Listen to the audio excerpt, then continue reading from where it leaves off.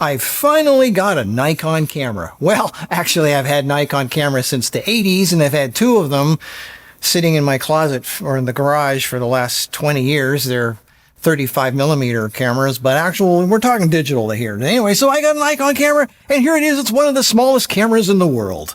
This one here is the Nikon 1J5, which is the last one they made of this version. Look how small this is. This is literally one of the smallest interchangeable lens cameras in the world. And it's made by Nikon. Look how tiny this thing is. This is the smallest interchangeable lens camera in the world. Well, this one is debatable between these two, but this one I think is for the largest sensor. This is the Panasonic GM1. This is the smallest interchangeable lens camera for micro four thirds. Look how tiny this thing is. It's literally the size of a deck of cards. This one is the smallest interchangeable lens camera for 1-inch sensor. This is a Samsung NX Mini, and I love it. So look how small these cameras are. These are the smallest interchangeable lens cameras in the world, and the Nikon one is right there among them. It has a flip-up screen, and it's interchangeable lens. This has a 1-inch sensor, so that makes it the same as the NX Mini, and it looks very similar to my other favorite camera, which is the Lumix GX850. Look how similar they look. Look at that. The GX850 has always been one of my favorite cameras for the look and the feel and the size. And I was pretty shocked when I saw how similar this Nikon was. They both have flip-up screens. They're both interchangeable lens. This one is micro four thirds sensor. It's a much bigger sensor. And of course, this one is a 1-inch sensor. So we're going to compare today these cameras, which are about the same size. Now these two, even though they look kind of the same size, these are APS-C sensors. These are the largest sensors of the whole bunch. These are even bigger than micro four thirds. Flip-up screen, I love that. This is the Sony 5100, I love this. And this is the new Fuji XM5, it has a flip-out screen. The GM1 does not have a flip-out screen. The Samsung Mini is a flip-up screen. I know you're probably saying, well, what is this huge monster doing here? Well, this is a 1-inch sensor also. So I'm going to see what the difference is. Does this 1-inch look any different or better than these 1 inches? And there's one other camera too, and that is, of course, my favorite, RX100 Mark VII. This is also a 1-inch sensor. And so it's actually, the body is not that much bigger than the RX100. The only difference is really it has a big bulky lens sticking out the front, whereas this one has a retractable zoom lens. So that's really the major difference here. Look at that. Wow. So the Nikon falls right in range with these cameras as far as size, flip-up screen, interchangeable lens.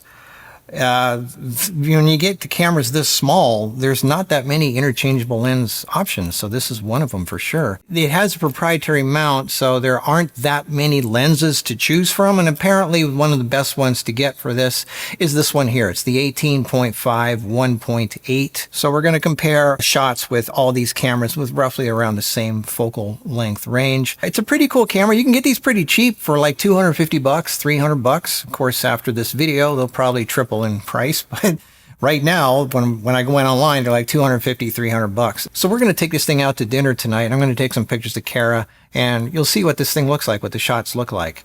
And so let's just go and see what it does. Now this camera is from 2015, and as with most cameras from that era, the LCD screen on the back is quite contrasty. So you think all my pictures are super contrasty and they're very yellow and saturated, but they're really not. When you get it back to your computer and you look at them and go, wow, these actually look a lot better than I thought they would. I wasn't expecting much when I was taking the pictures because of what I saw on the screen, but when you look at the computer, it's pretty good. These look pretty good. The camera is easy to use and it's kind of fun. Since the screen tilts and flips up, it's really easy to shoot from your hip, and you can get some nice stuff with it. Of course, you can shoot in RAW and all that, but I'm a JPEG guy. I don't want to have to work. It's not super sharp like the RX100, but for creating memories and having fun, this camera is more than good enough for that. And it does video. Here's a video clip, and the video's pretty good. I mean, the videos looks pretty good for the little size that it is. It's fun to use. I like that. We can get some good stuff with this. All right, so let's go back home and compare it with the other cameras.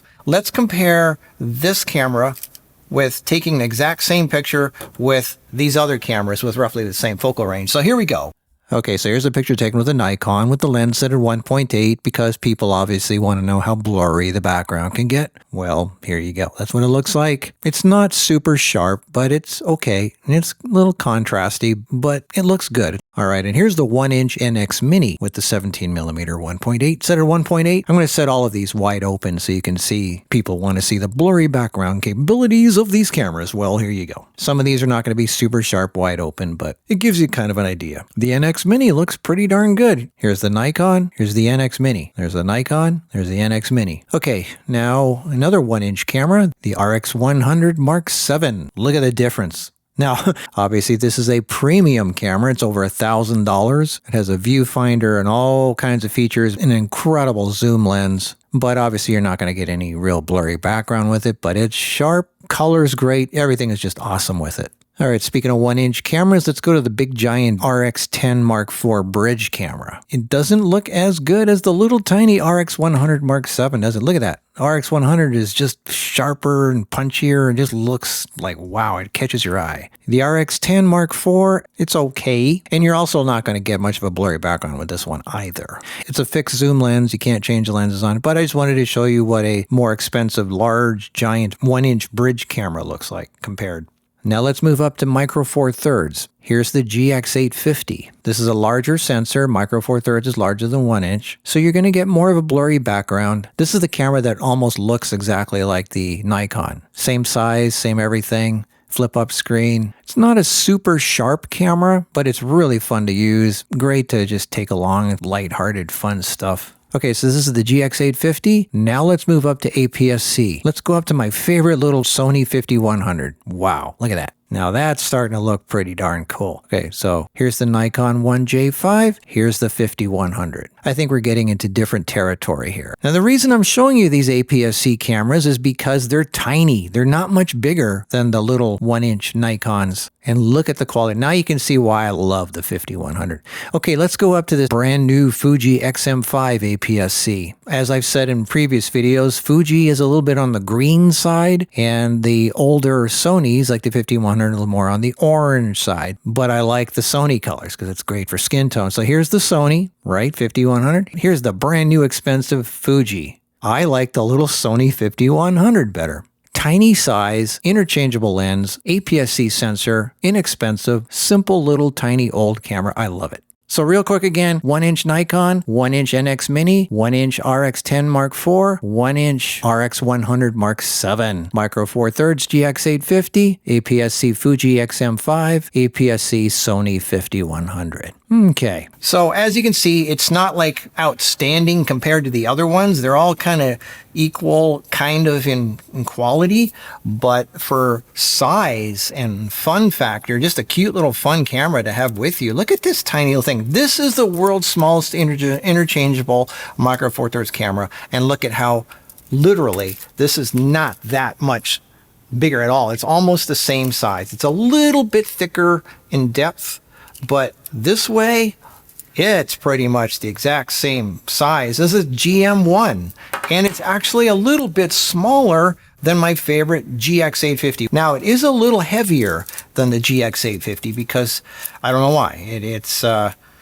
It's got more stuff in it. It's back in the old days when they used heavy-duty stuff to make cameras instead of a lot of plastic. I don't know, but it is a little heavy. Now, one of the reasons I think they discontinued this camera in 2015 was, that's when this one came out. This is the last iteration of it.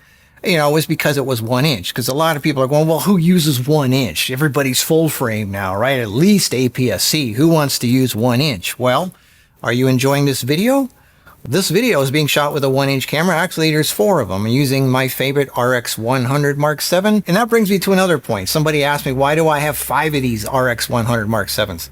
Well, that's because I like to use different angles. I've got one here. This is one angle. Here's another angle. This is my second camera. Here's a third camera right there shooting this angle. And there's a fourth camera right here shooting this angle. And it's really cool because when I travel, I can have 4 or 5 different viewpoints while I'm talking. Wide angle, telephoto, you know, behind the scenes shot, whatever. And they're so small, I can literally put 4 cameras in my pockets while I'm walking. And they take up no space. There's no big lenses or anything. You just zoom into whatever thing you want, and it shoots 4K. It's one of the best cameras in the world, and that's why I have 5 RX100 Mark 7s, and they're 1-inch cameras. In almost every video I've shot on this channel for YouTube, for the last 5 years, we're using mainly the RX100 Mark 7s as my vlogging camera, because it's so pocketable, it's so high quality. So yes, 1-inch cameras are still viable nowadays in 2025. So,